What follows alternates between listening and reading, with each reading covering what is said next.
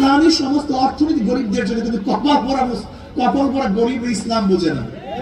আমি চ্যালেঞ্জ দিয়ে বললাম, বর্তমান অর্থনীতি চললে কিয়ামত পর্যন্ত কোনো গরিব ধনী হবে না, বরং ধনীটা ধনী হবে। তুমি কি জানো গোটা বাংলাদেশের অর্থনীতি কয় পরিবারের কাছে? এই গোটা বাংলাদেশের মানুষের কাছে যেই পরিমাণের টাকা, মাত্র 20-25 ফ্যামিলির কাছে এই পরিমাণের টাকা আছে। 20-25 ফ্যামিলির কাছে এই গোটা বাংলাদেশ মানুষের টাকা। তুমি জানোই না তাদের অবস্থাটা কি। যাই হোক, ওদের মার্কার মধ্যে ভেজাল, মার্কার মধ্যে ধোঁকাবাজি। যারা নৌকা নির্বাচন করে নিজের নৌকা চালাতে পারে না, যারা ধানের শীষে নির্বাচন করে নিজেরা ধান কাটতে পারে না, যারা নাঙ্গলে নির্বাচন করে নিজেরা নাঙ্গল চালাতে পারে না, নাঙ্গল বইতে পারে না। নৌকা চালায় কারা? গরিবরা। ধান কাটে কারা?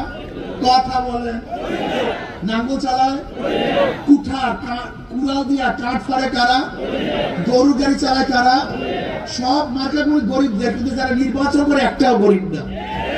মার্কা সব গরিবদের, কিন্তু যারা নির্বাচন করে একজন গরিব না। ওর মার্কার মধ্যে ধোঁকাবাজি। নিজেরা মার্কা নির্বাচন করে নিজেরা মার্কা চালাতে পারে না, কিন্তু হাত পাখা এমন একটা মার্কা যে নির্বাচন করে সেও চালাতে পারে, যারা করে তারাও চালাতে পারে, নাকি ভাই? হাত পাখা চালাতে পারে পুরুষরা, হাত পাখা চালাতে পারে মহিলারা। হাত পাখা প্রয়োজন ছোটদের, হাত পাখা প্রয়োজন বড়দের। হাত পাখা প্রয়োজন গরিবদের, হাত পাখা প্রয়োজন ধনীদের। হাত পাখা চালায় মুসলমান, হাত পাখা চালায় হিন্দু, বৌদ্ধ, খ্রিস্টান। তার মানে কার মার্কা ঘুমের সময় বুকের উপর থাকে না। নৌকা নিয়ে কেউ ঘুমায় না, ধানের শীষ নিয়ে কেউ ঘুমায় না, নাঙ্গল নিয়ে কেউ ঘুমায় না। একটা মার্কায় যেটা ঘুমের সময় বুকের উপরে থাকে, তার নাম হাত পাখা। হাত পাখা বিশ্বাস করে হাত পাখা যদি বিজয় হয়, এই জাতি বিজয় হবে। হাত পাখা বিজয় হলে গরিবরা বিজয় হবে, হাত পাখা বিজয় হলে ধনীরা বিজয় হবে, হাত পাখা বিজয় হলে মুসলমান, হিন্দু, বৌদ্ধ, খ্রিস্টান, গোটা বাংলাদেশের যত জনসমুদ্র আছে, জনশক্তি আছে, তারাই বিজয় হবে ইনশাআল্লাহ।